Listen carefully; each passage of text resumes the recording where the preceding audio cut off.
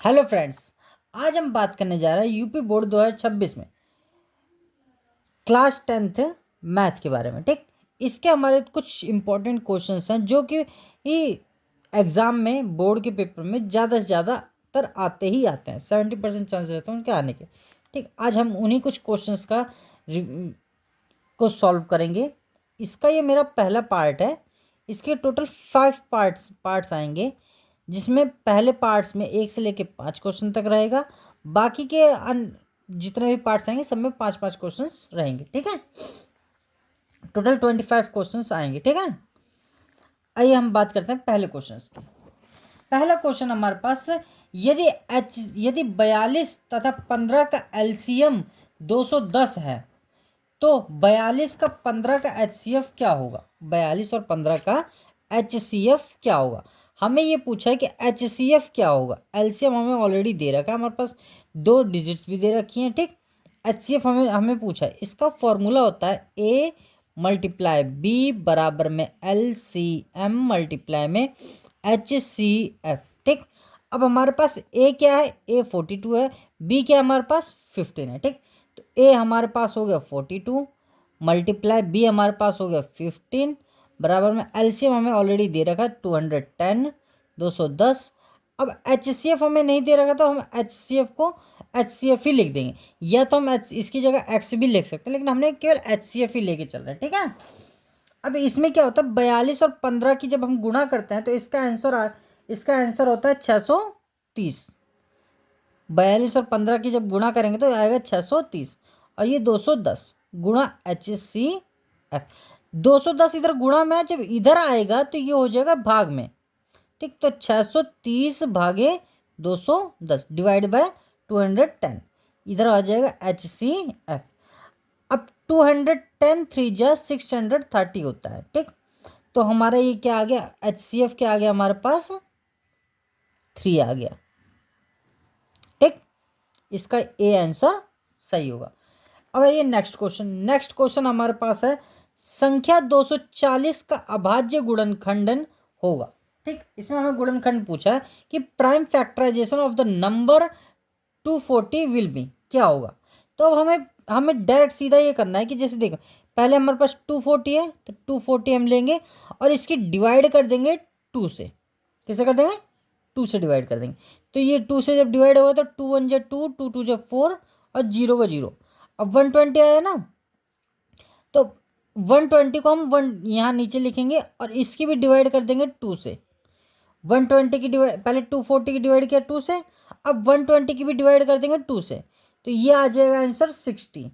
ठीक, अब ये 60 का भी डिवाइड कर देंगे 2 से, ये आ जाएगा 30।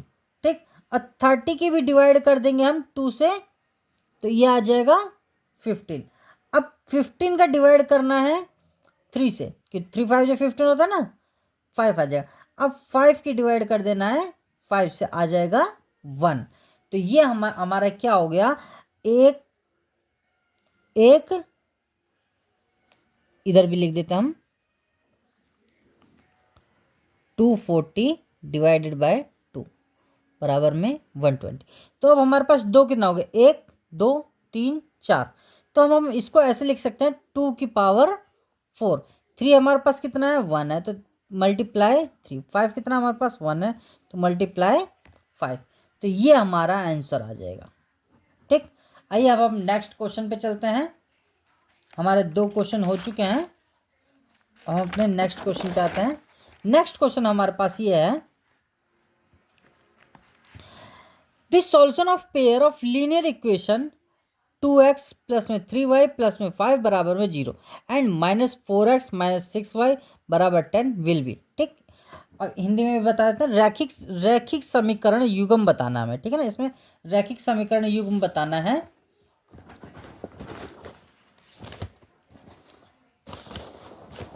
इसका हमारे पास ये है, जैसे अब हमने पहले फर्स्ट इक्वेशन हमारे पास ये है 2x प्लस में 3y प्लस में 5 बराबर में 0।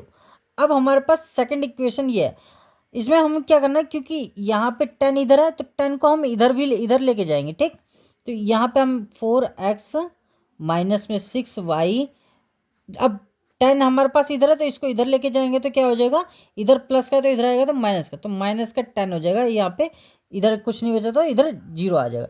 तो हम इस इक्वेशन को एज इट यहाँ पे लिख देते हैं, माइनस का 4x माइनस का 6y माइनस का 10 बराबर का 0। ठीक, अब ये इसका हमारे पास होता है, ये हमारे पास a1 है, a1 है, ये हमारे पास a2 है।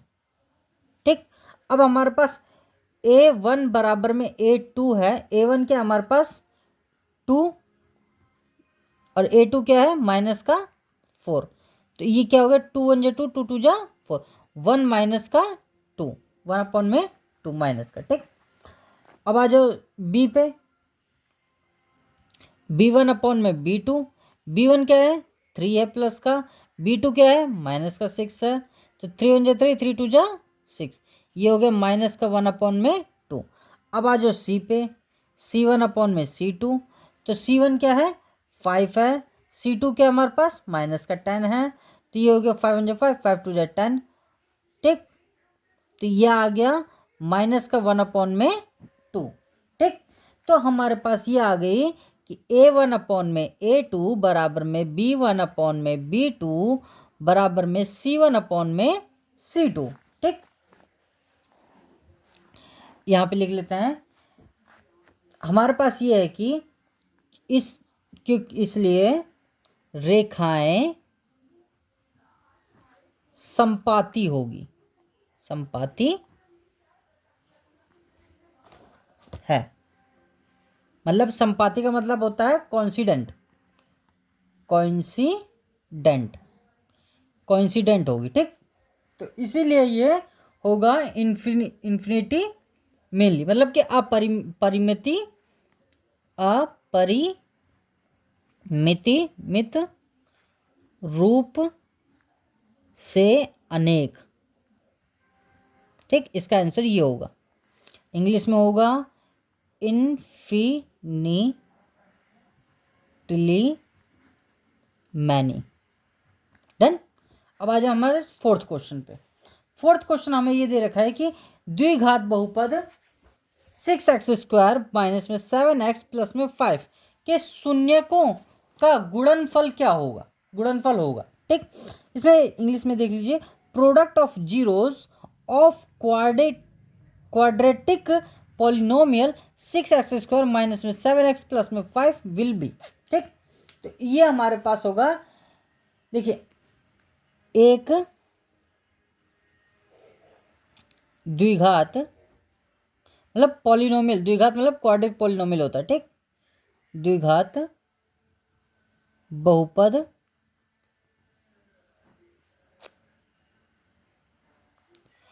ax² प्लस में bx प्लस में c के लिए शून्यकों का गुणनफल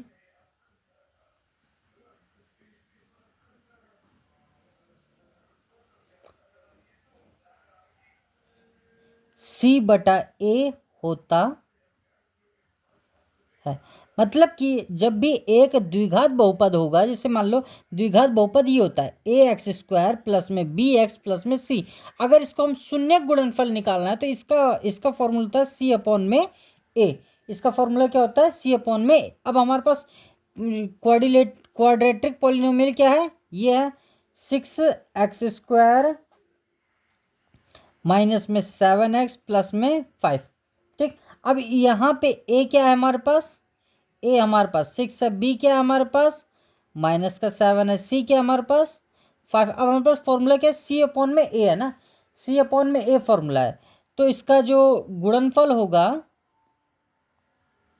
गुणनफल c/a होगा। तो c हमारे पास क्या है 5 दे रखा है, a क्या हमारे पास 6 दे रखा है, तो यही हमारा आंसर होगा 5 अपॉन में 6। डन। नेक्स्ट क्वेश्चन हमारे पास ये है कि यदि tan थीटा √3 है, √3 हो तो थीटा का मान क्या होगा। अब इसमें हमें क्या देखना, हमें इसमें क्या करना है कि जो ट्रिग्नोमेट्री की टेबल होती है वो बहुत इंपॉर्टेंट होती है। आपको अगर 10th में ट्रिग्नोमेट्री सीखनी है तो उसके लिए आपको पहले ट्रिग्नोमेट्रिक टेबल आनी चाहिए। कोई भी ट्रिग्नोमेट्री का सवाल करना है तो आपको, ठीक है ना। तो इसमें जैसे देखिए, if tan theta root three then value of theta will be, मतलब कि इसमें ये बोला है कि अगर टेन थीटा की वैल्यू रूट 3 आ रही है तो थीटा क्या है हमारे पास। मतलब इसमें ये कहने वाला है कि थीटा जो है रूट 3 जो है वो 10 में किसकी वैल्यू है। तो ये सीधे सीधे अगर किसी को टेबल याद है तो डायरेक्ट वो कर लेगा 60, क्योंकि 1060 की जो वैल्यू होती है वो रूट 3 होती है। 1060 की वैल्यू जो होती है वो रूट 3 होती है, ठीक है ना। तो इसका हमारे पास 60 आंसर होगा। देखिए मैं आपके लिए एक टेबल, ट्रिग्नोमेट्री की टेबल भी ला देता हूँ। ये रही मेरे पास ट्रिग्नोमेट्री की टेबल भी रखी है। जैसे देखिए ये रहा टेन ए है, टेन थीटा ए के हम थीटा से डिनोट करते हैं, ठीक है ना। तो टेन थीटा में रूट 3 कहाँ है, ये रहा रूट 3। तो रूट 3 किसकी वैल्यू है, 1060 की वैल्यू है, ठीक। 1060 की वैल्यू रूट 3 है, ठीक। ये है। तो ये टेबल बहुत ही इंपॉर्टेंट होती है। ये टेबल आप लोगों को याद करके जरूर जानी है पेपर में।